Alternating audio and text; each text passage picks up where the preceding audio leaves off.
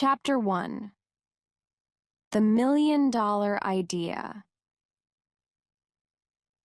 Evan Spiegel was born on June 4, 1990, in Los Angeles, California. Evan's parents were lawyers. His family lived in Pacific Palisades, a rich part of California. In the summer holidays, they helped to build houses for poor people in Mexico. At school, Evan loved computers, and he built his first computer at the age of 11.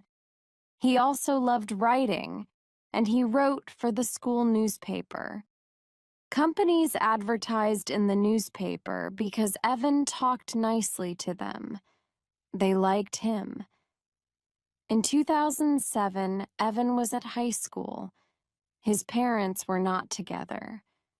Evan lived with his father in a very big and expensive house, and he had lots of parties there. Evan asked the drinks company Red Bull for a job. They did not pay him, but they did pay for his parties. In 2008, Evan started studying at Stanford University.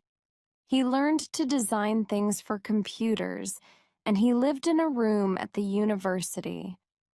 A student lived in the room opposite him. The student's name was Reggie Brown. Reggie Brown was born on January 17, 1990, in South Carolina, in the south of the United States of America. He studied English at Stanford University. Reggie liked parties too, and he and Evan were good friends. They joined an important club together. The name of the club was Kappa Sigma.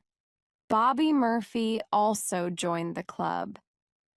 Bobby Murphy was born in California on July 19, 1988. His mother came from the Philippines. Bobby studied mathematics and computers at Stanford University. He was very different from Evan Spiegel and Reggie Brown. He was older and quieter, and he did not go to many parties. Bobby could write computer code, and he made a website with Evan. This website could help high school students learn about universities. Evan asked students from the Kappa Sigma Club for help with their website. People helped Evan because they liked him, but they did not like the website because there was nothing really new about it. In 2011, Evan went to South Africa, and Reggie went to study in Oxford. They came back to Stanford University, but things did not go well for them. They had to leave the Kappa Sigma Club because of their loud parties. Then Evan's girlfriend left him, and Reggie did not do well at university. But one day, Reggie had an idea for a social media site. He thought, "I'd like to send disappearing photos." He ran to Evan's room because he wanted to tell Evan about his idea. Evan listened and said, "That's a million-dollar idea." Chapter 2, Peekaboo. Evan liked Reggie's idea because it was different from other social media sites. Other sites keep everything. Photos and messages stay on the internet. At first, Evan and Reggie could not find any help. It was a funny idea, but nothing more. Then Evan asked Bobby Murphy to write the code for them.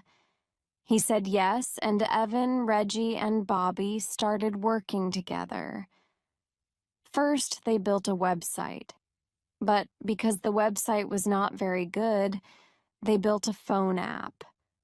Bobby worked on the code. Evan designed the app. He wanted to know, how do users use the app? And Reggie thought of its name, Peekaboo. The name came from a game called Peekaboo They asked their friends to try using Peekaboo, but at that time, only people with iPhones could use it. It was a nice app and people liked it, but nothing more. The three friends wanted to make the app easier to use. They stayed at Evan's family home in the summer holidays, and they worked hard there. Evan had lots of ideas about Peekaboo. He wanted the camera to open with the app and be ready to take photos. But he did not want the app to keep the photos. You could send photos and your friends could look at them.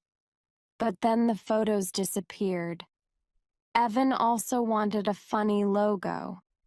Reggie and Evan designed the logo. It was yellow and white. The name of the logo was Ghostface Chilla. Evan and Bobby worked very hard, but Reggie did not work as hard as his friends.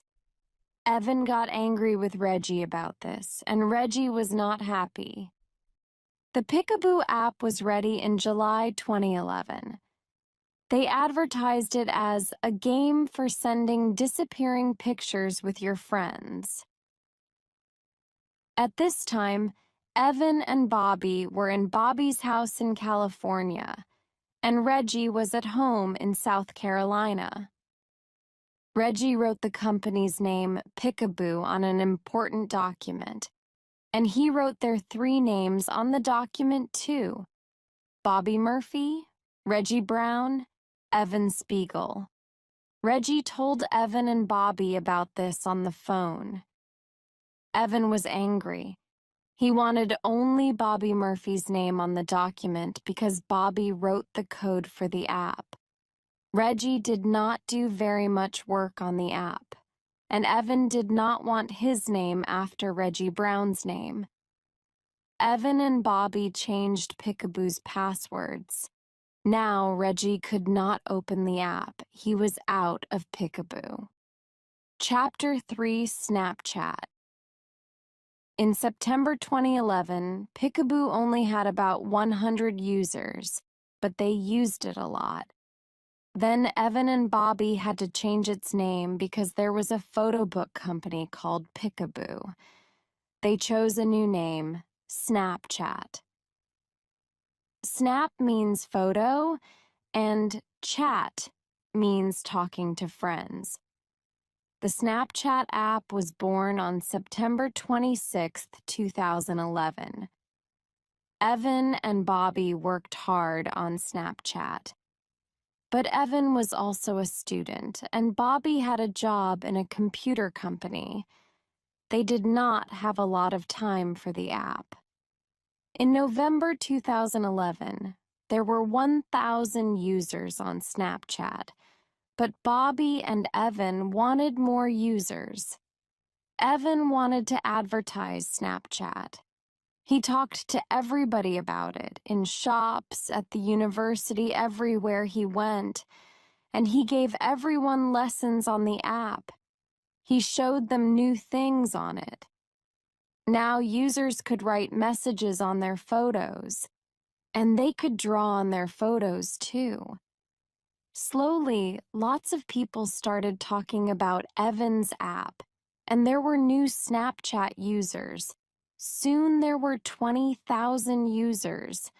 A lot of high school students started using Snapchat. They loved sending funny photos to their friends. Snapchat was different from other social media apps. It was a new app, and students' parents did not use it. Some social media sites keep their users' photos, but people change, and sometimes they do not want to see their old photos. Snapchat did not keep any photos. The photos were there for seconds, and then they disappeared. And it showed funny, not beautiful, pictures of people. Everybody liked that. And Snapchat groups are usually small. You can only add your friends, and you have to know their phone numbers. People really liked Snapchat, and Evan and Bobby were very happy about this. In April 2012, there were 100,000 users on Snapchat every day. But the app now needed a lot of work, and they did not have much money. Evan tried to find some more money for Snapchat, and he asked an old university teacher for help. Then, a company with money found Evan. The company was called Lightspeed. It gave Snapchat some money, and now Evan and Bobby could work on the app again. Now Snapchat had the money it needed. Evan could stop studying and start working at Snapchat every day. He did the same thing as Steve Jobs from Apple, Bill Gates from Microsoft, and Mark Zuckerberg from Facebook. He left university before he finished studying. It was only weeks before the end of the university year. Bobby stopped working for the computer company too, and he started working at Snapchat every day with Evan. Things looked good for Snapchat. But other companies wanted to help Snapchat with money, and Lightspeed stopped Snapchat from taking their money. Evan was angry about this. A lawyer helped Evan and Bobby fight Lightspeed, but they had to give part of Snapchat to Lightspeed. This was bad for Snapchat. Evan and Bobby learned a very important lesson: to not put their names on documents before understanding them. And Evan always told people that. Chapter 4. A lot of money from Facebook. One day, Reggie wrote to Evan. He had some lawyers working for him. He was happy for Evan, but he wanted some of Snapchat's money. Evan and Bobby pushed him out the company, and now Reggie wanted to tell everybody about it. Evan and Bobby were not happy about this. They asked for help from an important lawyer. Reggie was not at Evan's 22nd birthday party in June that year. It was the start of a very long fight between Reggie and Evan and Bobby. Snapchat got money from other people at that time. Evan's father, John Spiegel, and Michael Linton from the company Sony Entertainment gave Evan and Bobby money. Michael Linton's daughters went to Evan's old school, and they loved using Snapchat. Linton had lots of good ideas for Snapchat. He told Evan about them, and this helped Evan with the company. With more money and more users, Evan and Bobby needed more people to work for Snapchat. Evan had some good student friends. They could write code. He also found other very good people for important jobs at Snapchat, but they still worked on the app from Evan's family house, and they still sat at the dining room table with their computers. Things had to change. At first, iPhones were the only smartphones, but then Nokia and other companies started making smartphones too. Now lots of people had smartphones. People liked them because they could take photos easily. More people started using the photo apps Instagram and Snapchat on their smartphones. They could take photos of things everywhere and share the photos using the apps. In summer 2012, more than 10,000 new people joined Snapchat every day. There were now iMillion Snapchat users, and they wanted to send photos to their friends quickly with their smartphones. Snapchat was now too big for Evan's family house, and Evan found an office for the company. The first Snapchat office with its famous logo was in Venice in Los Angeles. This was different from other computer companies. They are all in a place called Silicon Valley that is famous for computer and internet companies. Back in April 2012, Facebook's Mark Zuckerberg bought Instagram for $1 billion. Then he wanted to buy Snapchat too. On November 28, 2012, Zuckerberg sent an email to Evan. Then Zuckerberg came to Los Angeles and met Evan and Bobby. He wanted to buy Snapchat for $60 million, and he wanted Evan and Bobby to stay with the company. Evan and Bobby said no. Then Zuckerberg showed Evan and Bobby Poke. It was a new Facebook app for messages, disappearing photos, and videos. The app was ready. Evan and Bobby could choose join Facebook or have a fight with Facebook. They chose a fight. On December 14, 2012, Snapchat added video to their app. Now users could open the app, make a video with their smartphone camera, and send it to their friends. It was quicker and easier to use than other video apps. On December 21, 2012, Zuckerberg sent the new Poke app to Evan with the message, "I hope you enjoy Poke." Poke was the same as Snapchat. But what could Snapchat do about it? Zuckerberg and Facebook were bigger, stronger, and richer than Snapchat. Evan sent a short message to the newspapers. "Welcome, Facebook. Seriously." The message was nice, but the big fight between Evan Spiegel and Mark Zuckerberg began that Christmas. People were with their friends and family. They used social media a lot. They took lots of photos and they made videos. For a week, more people used Poke than used Snapchat. But Facebook's users are older than Snapchat users, and they do not make a lot of videos. The Facebook users quickly stopped using Poke, but Snapchat's younger users did not stop using Snapchat. They loved it. Zuckerberg did not buy Snapchat, and Snapchat's users did not move to Facebook. More app users started using Snapchat, not Facebook. Chapter 5: Good and Bad Days. Not everything went well for Snapchat at that time. Reggie came back. In February 2013, his lawyers sent an important document to Evan and Bobby's lawyers.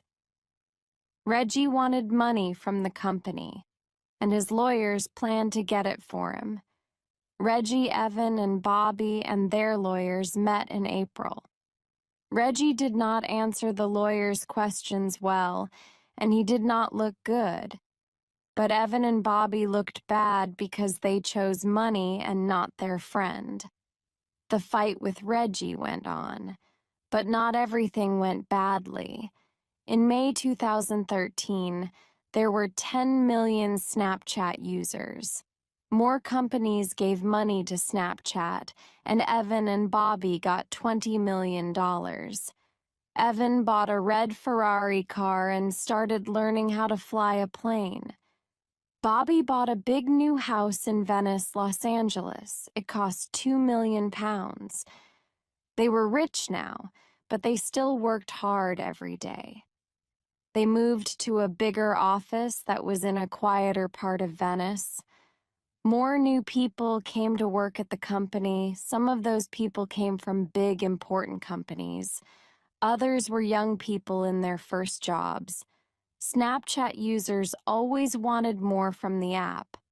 Now they wanted to send group messages to lots of people, but Evan was not happy about this.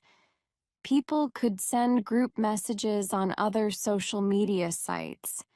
Evan liked the small, friendly side of Snapchat. He did not want it to be the same as other messaging apps. Then, in October 2013, Snapchat Stories was born. Snapchat users were able to share photos and videos with lots of people, but Snapchat only kept them for 24 hours. Users could tell a story through posting lots of photos and videos. Mark Zuckerberg wanted to buy Snapchat again. This time, he wanted to pay Evan and Bobby $3 billion for it. How could Evan and Bobby say no to $3 billion? It was a lot of money. But could Evan and Bobby work for Facebook? No, they could not. They said no to Mark Zuckerberg again. They wanted Snapchat to stay the same. They did not want it to be a small part of the Facebook company. Evan and Bobby were not $3 billion richer, but things still looked very good for Snapchat. Then bad days came at about the same time as Evan and Bobby said no to Facebook. A group of researchers got Snapchat users' names and phone numbers. They told Snapchat and their users about this problem on Christmas Day 2013, but Snapchat did nothing about it.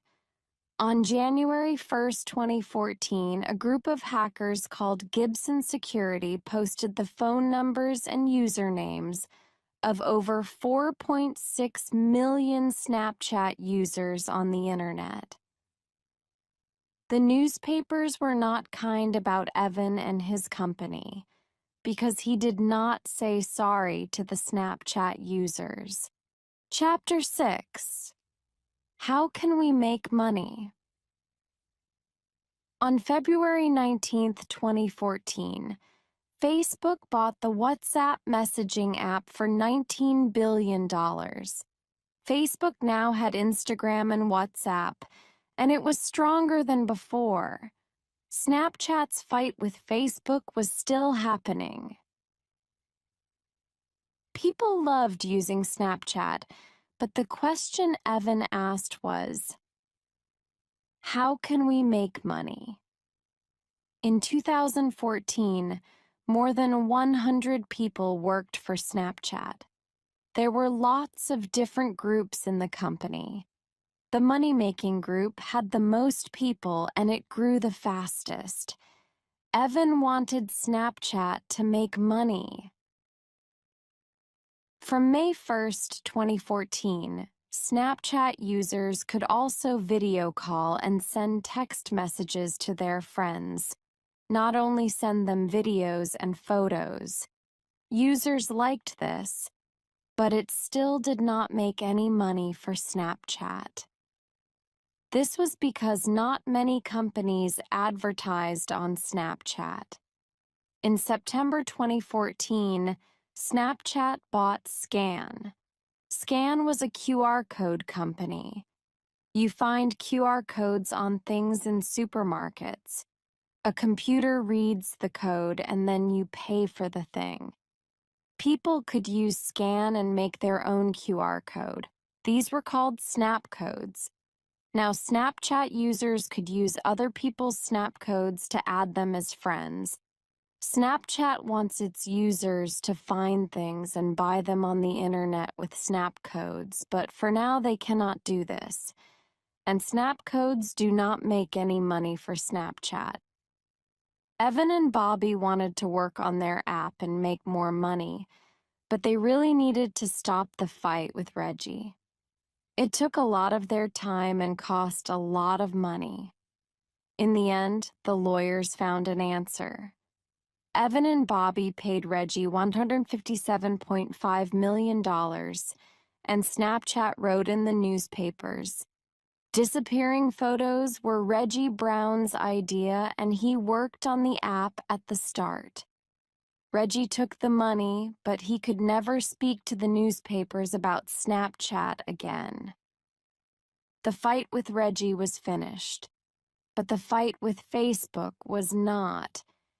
In June 2014, Facebook started a new photo app called Slingshot.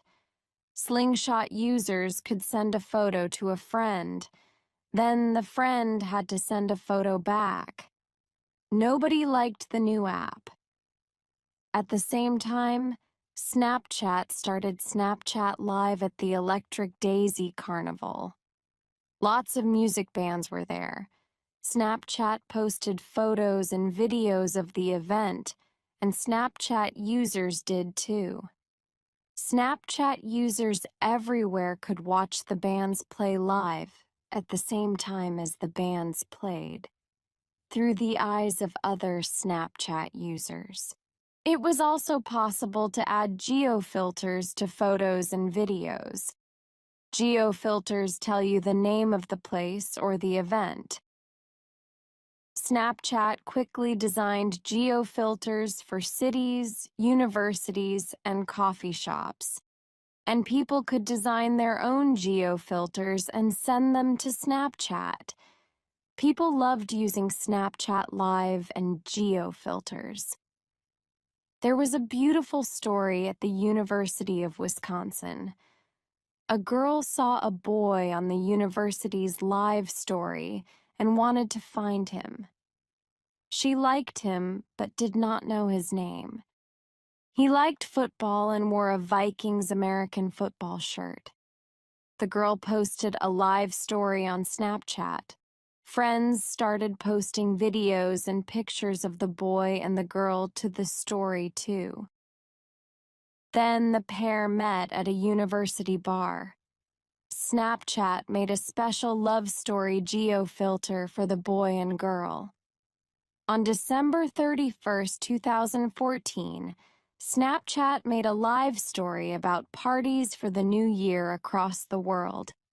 People started making wonderful live stories about lots of different events, sports, music, film, and TV, or other daily things. But this still did not make any money for Snapchat. Snapchat had to make its money from advertising. But how could it get more companies to advertise on the app? Snapchat had a lot of young users. Companies could not easily advertise to young people because young people did not watch a lot of TV. So companies started to advertise on Snapchat. First, a film company posted a 20-second video. It was a Snapchat story and advertised a film called Ouija. Millions of users watched the video. Then the company Samsung made a live story at a famous music event. Snapchat showed the bands getting ready before they played. This was new because these parts of an event are not usually on TV. More and more companies started advertising through live stories at important events, and between 10 and 20 million people watched them. Now Snapchat began making money.